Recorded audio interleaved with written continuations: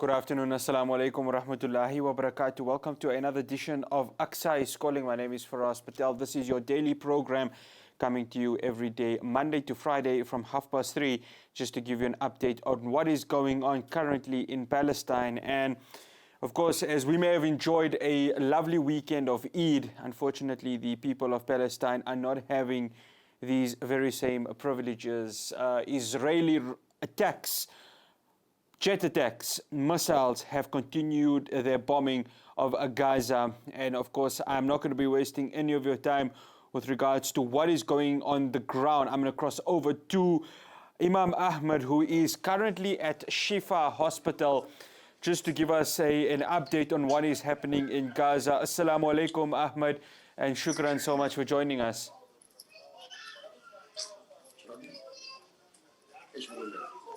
Assalamu alaikum, Brother Ahmed.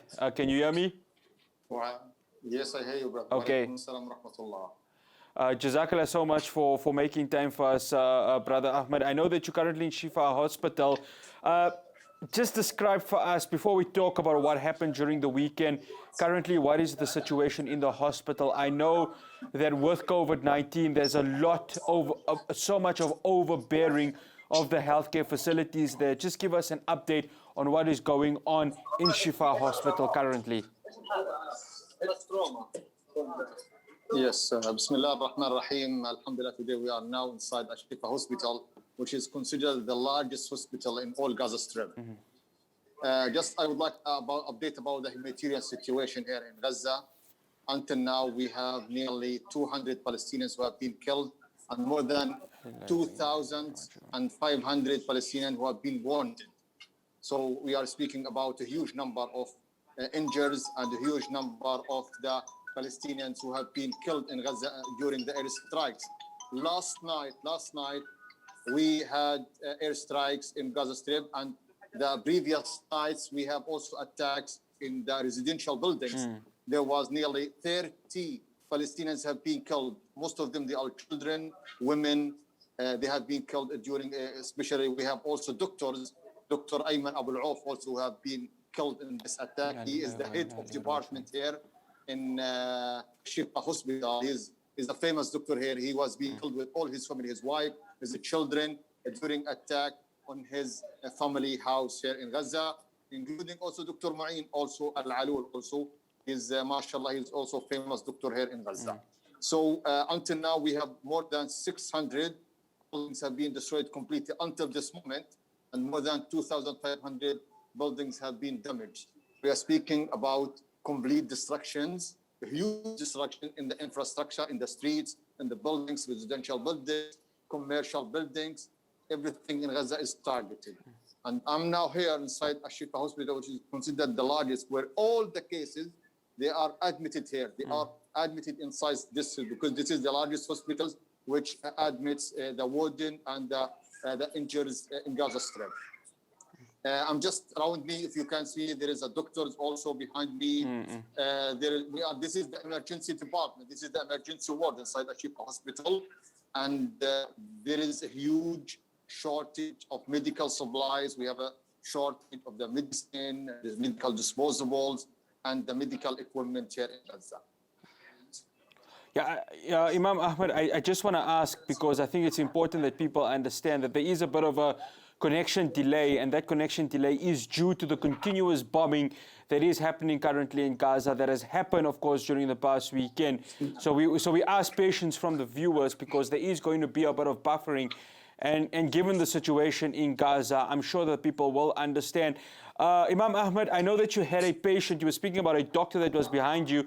You had a patient that is, I think, towards your left. I don't know if you want to maybe ask him about, how did he get there? Of course, was his family affected by it? And of course, for those who may not understand Arabic, you could maybe give a translation of what he's currently saying.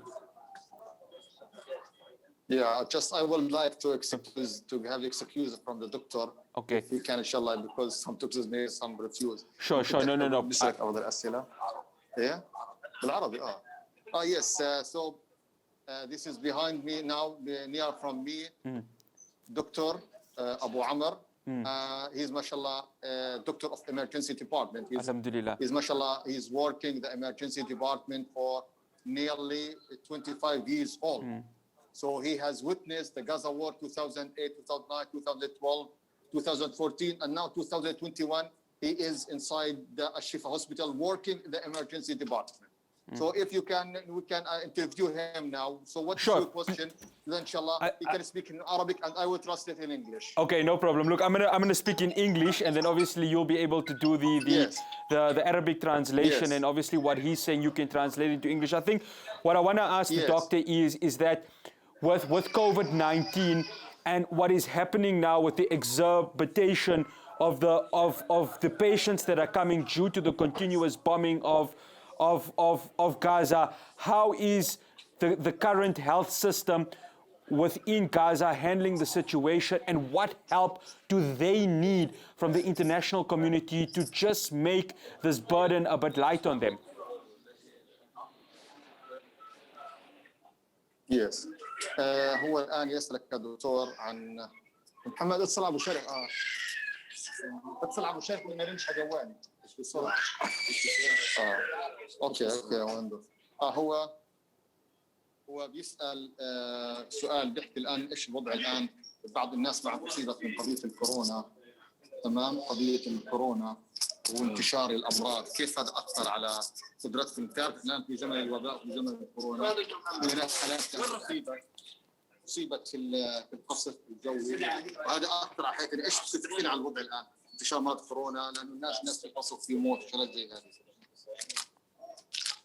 حوالي سنة ونص يعني المستشفيات في قطاع غزة وغزة أرهقت من مرض الكورونا، واستنفذنا كثير من طاقاتنا في الكورونا في معالجة الناس، لأنه كل كم شهر في موجة جديدة في العالم.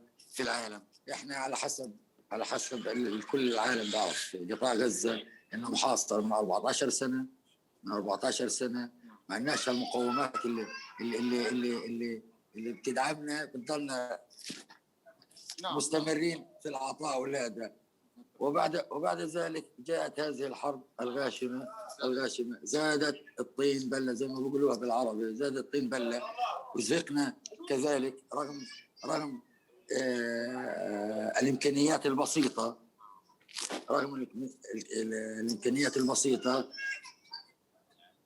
وهذه الحرب الغاشمة الكل مستهدف، من مدني من عسكري من أطفال من نساء من رجال، كل من يتحرك في الشارع في المنزل في هذا كله مستهدف. هذه الحرب لن يفرق بين صغير وكبير، بين مدني وعسكري. So my brother, the doctor Abu Amr, he speaks about the humanitarian situation here in Gaza, about the COVID-19 pandemic and its outbreak here in Gaza, as we have hundreds of thousands of Palestinians have been infected, because Gaza is a crowded area, as you all the world know. This is the most densely populated area in this world.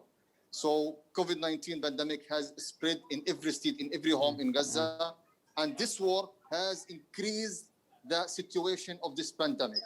So it increased the number of the infections, and also this has put the pressures on the Ministry of Health and the hospitals in Gaza. Now they don't have any concentrations about the COVID-19. Now they concentrate on the war, on the injuries, on the airstrikes. So this has increased the number of the infections, and now the hospital in Gaza and Ministry of Health, they don't concentrate, they don't have any intentions regarding the COVID-19 pandemic, and now it is spread quickly between the people here in Gaza. Shukran, Imam Ahmed, and I just want to wish the doctor, while we are in the break, if you could just relay the message to the doctor that our du'as are with him.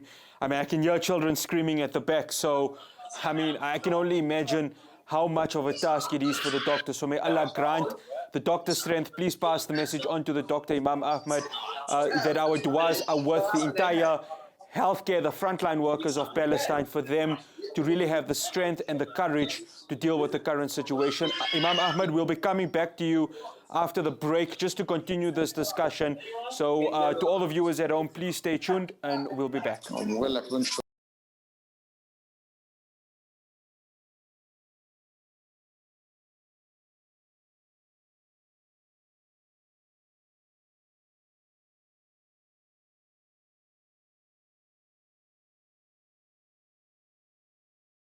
Welcome back to AQSA is Calling. I'm still with Imam Ahmed, who's coming to us direct from Shifa Hospital in Gaza.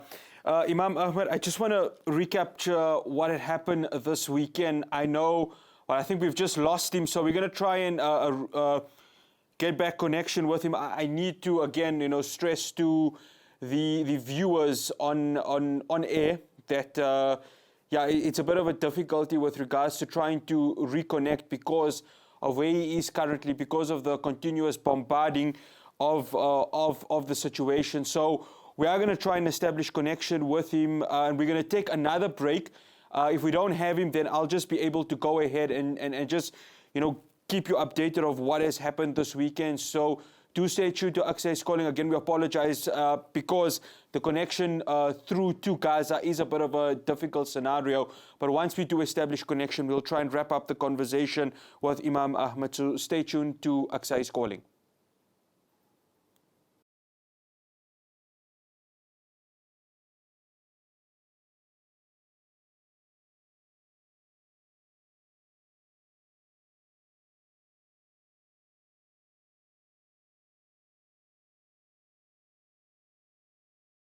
Welcome back to AQSA is Calling, and we have Brother Ahmed, who's on via Zoom with us.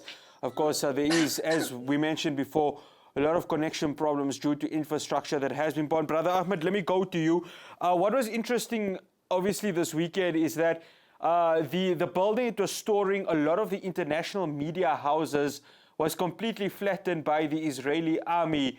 Just give an idea to the viewers from somebody who was on the ground just how bad that situation was. Yes, brother. The situation is very worse than we can imagine. High-rise residential buildings completely have been destroyed. This night, at the Fajr time, we had complete destructions of many residential buildings, and these buildings now became destroyed. And also, the last night, there were civilian victims who have been under the rebels. This is due to the... And until now, there are people and children, civilians, who are still alive under these rebels. As the continuous of the airstrikes and the attacks here on Gaza, situation of the people is going worse. The children, they always trying to cry all the nights. The women also. These are horror nights. Some people here in Gaza, they said, we don't like that the night come because at 11 o'clock, the airstrikes in Gaza increase, the shelling increase, especially in the night when the people start to sleeping. So the people, they can't sleep. The children starting to cry. The women also. This is life of the horror, life of horror for the people of Gaza. So I think all our children in Gaza, they need psychological support after the finishing of this war. All they need. The women, they need psychological support. These, and now I am inside this Shifa hospitals. Also, the doctors, they were shocked of the number of the injuries and the severity of these injuries to Shifa hospital. The attacks and the airstrikes did not stop. Every hour, there is huge airstrikes and attacks on everything moving inside Gaza Strip. People who were sleeping in their homes, in their apartments, were killed in these airstrikes. This is not just helicopter. It is F-35. It is F-16 airplanes which attacks Gaza Strip. And there is random shelling in all districts here in Gaza Strip. So doctors here, they said to me that for 9 days, They are staying in this hospital, treating and giving the service. They did not leave the hospitals for 1 minute to save the lives of the people here in Gaza. From Gaza, I would like to explain to you that we are under shelling, under attack, under every minute. Every minute, the people of Gaza, they are suffering. Situation is going worse and deteriorating than we can imagine. Before 2 hours now, just 5 matches have been killed and 10 have been injured just in one airstrike here in Gaza. There is a vehicle have been attacked here in Gaza. They attack the vehicles of the people. I can't explain about the afraid of the children. I can't explain about the horror of the people here who are living under shelling and under airstrikes. Brother Ahmed, just one final question. I'm just hearing the children in the background. I'm hearing, these little babies screaming, and I'm just thinking to myself, yes, imagine the horror that the parents must be going through. And you there, just explain how difficult is it? I mean, difficult is probably a mild word to use, but I mean, just what support do they need in order to just take this burden away? We spoke to the doctor, he gave an explanation, but what more needs to be done? What's again the plea from the international community? And now the duty of the international community is to stop this war. We need this war to be finished immediately. We need the killing to stop. We need the strikes to stop. We need the shelling to stop. We need to sleep as all the world. We need to sleep in our homes and safely.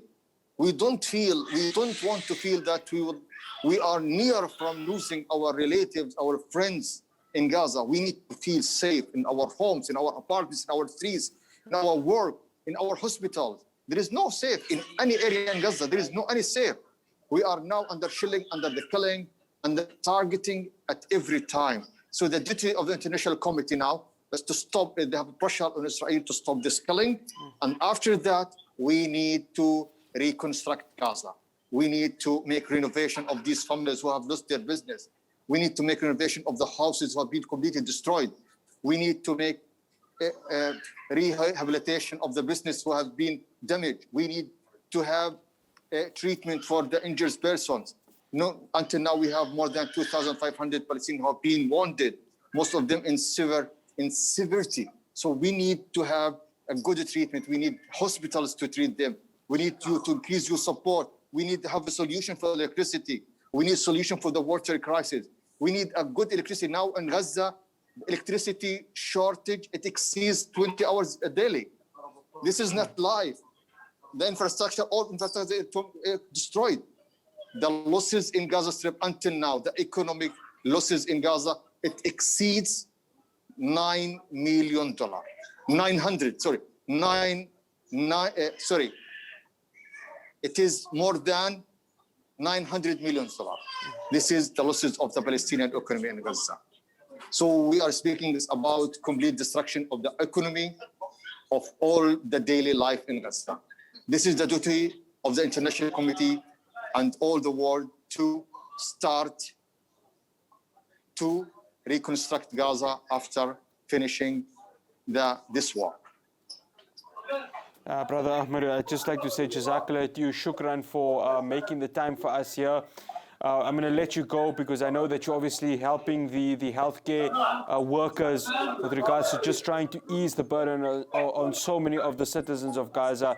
Our du'as are with you, our thoughts are with you, our hearts are with you. We'll continue making dua for you and the rest of everybody else, just to, of course, just to try and find a way to assist the people with regards to that. So inshallah, we make dua that it will be able to happen.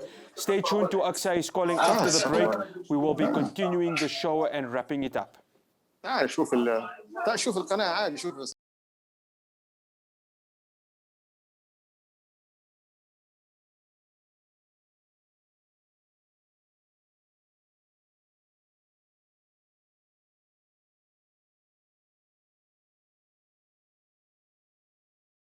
Welcome back to AQSA is calling. Let me go straight to my next guest. He is the leader of the Umvesu Traditional Council. He is the grandson of the late and great President Nelson Mandela. I'd like to welcome Chief Mandla Mandela. Chief, Assalamu alaikum wa rahmatullahi wa barakatuh, and thank you so much for joining us here on AQSA is Calling. Alaikum salam wa rahmatullahi wa barakatuh. Thanks for the invitation and greetings to all the ITV viewers. No, it's an absolute pleasure having a man of your stature here. Chief, I just want to get straight through to it. When your grandfather was alive, he made that famous quote, "South Africans will not be free until Palestinians is free." And we see that now happening with regards to the solidarity movements that are happening in the last week. Just from your perspective, how do you feel these solidarity movements help in trying to send a message of what is happening right now to the people of Palestine? I think first and foremost, we have to locate where those words Madiba echoed in Gaza in 1995, that our freedom is incomplete until Palestinians are free. That is located in the role that the Palestinians themselves played in our own struggle for liberation. During our struggle days and our darkest days in our history, Madiba and the leadership at the time drew immense support and immense inspiration from the Palestinian people. And they supported us right to the heat. Madiba, in his own words, say that Palestinians, Libyans, and Cubans placed their support right to the heat. They supported us not only in words, but in actual support to defeat our oppressors. And when he echoed those words in Gaza in 1995, it was from that experience we have had as South Africans. And this is why everywhere you go in our country, South Africans, when it comes to Palestine, will speak with one voice because we can relate to exactly what they are experiencing. And this is why you are seeing right throughout our country protests from all Palestinian solidarity movements that are saying enough is enough. We can no longer just speak in words, but we have to support those words in action. And from right across the landscape of our country, our people are beginning to mobilize for the Palestinian people, and we are calling on our government to act. And I think that action has to translate to us closing down and shutting down the embassy in Tel Aviv. And the only embassy we ought to be relating to as far as Palestine is concerned is the one in Ramallah.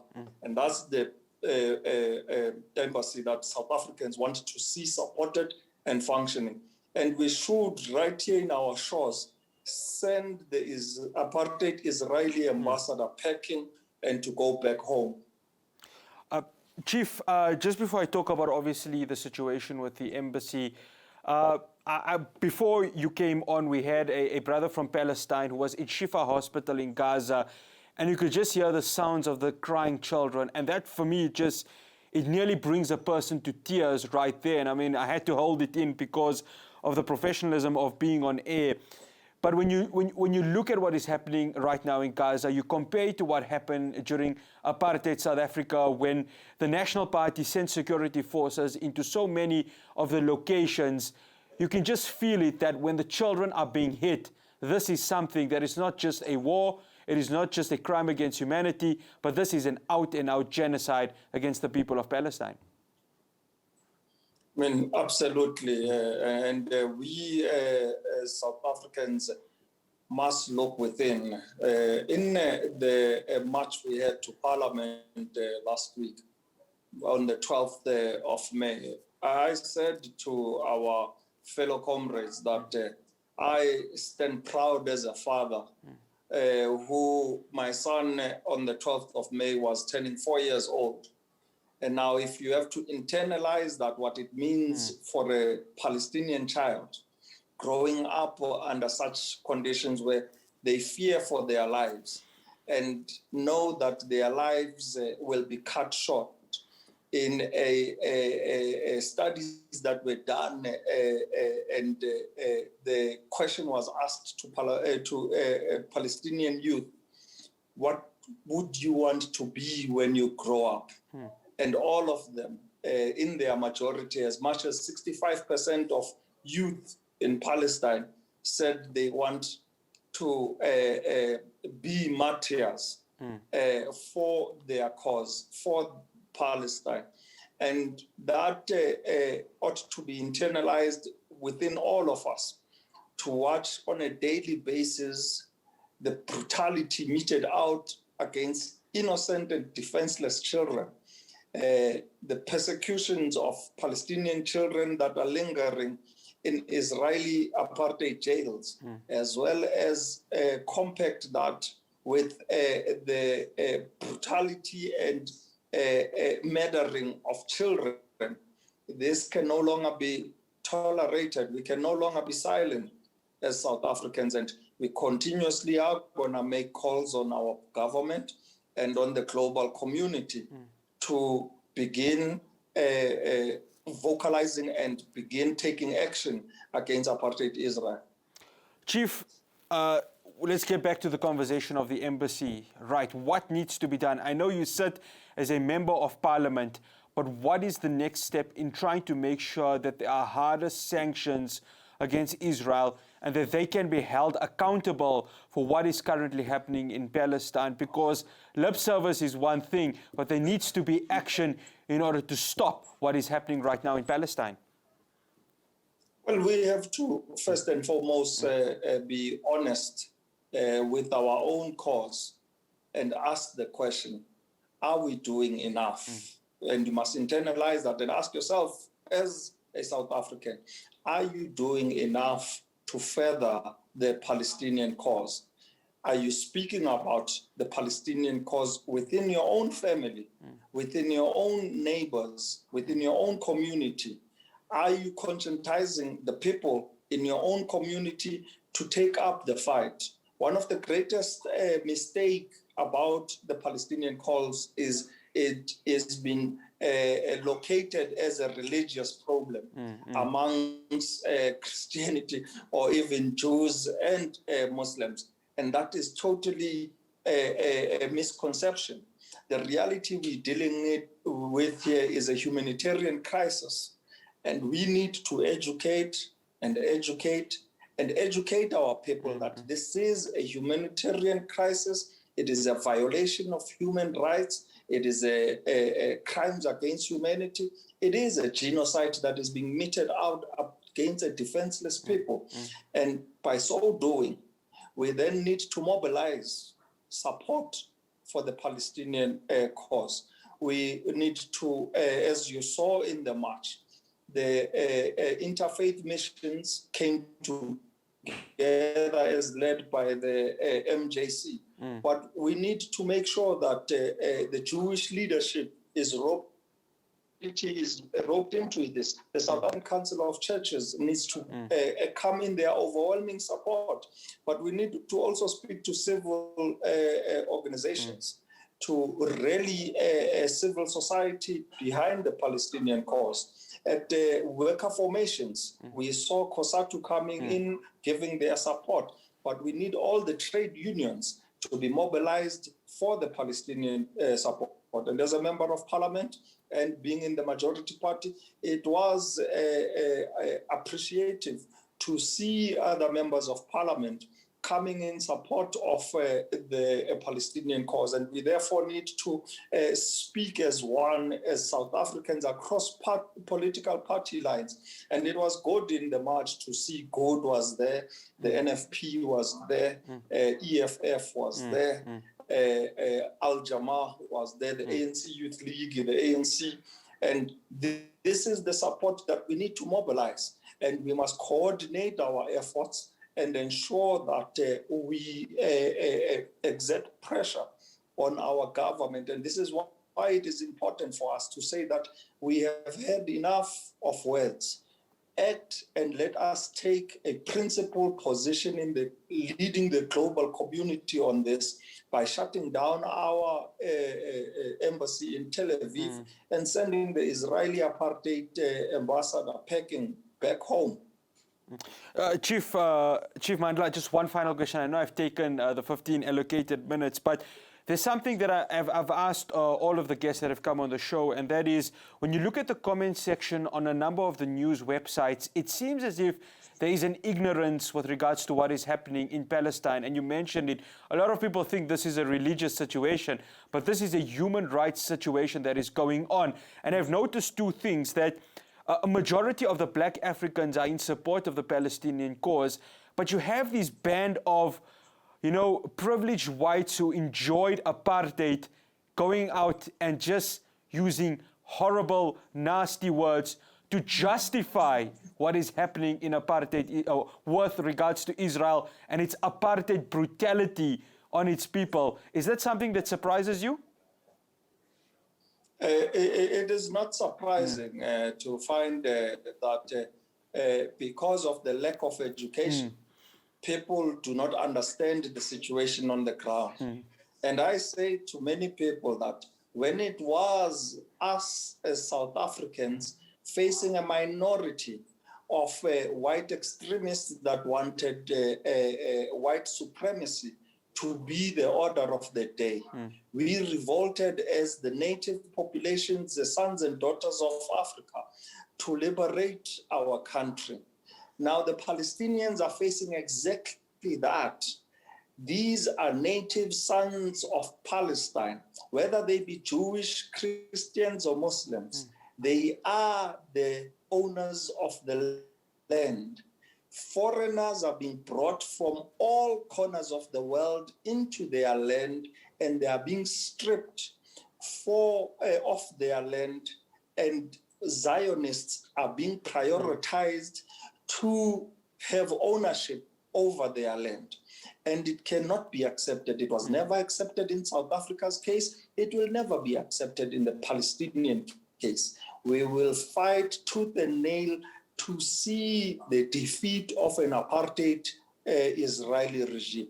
We have done it before. We have collapsed the apartheid South African regime, and destiny has a date with us that the apartheid Israeli regime will fall. We will realize in our lifetime a free Palestine from the river to the sea. Ameen to Rathuma. Chief Mandla Mandela, I'd like to say Jazakallah for making the time for us.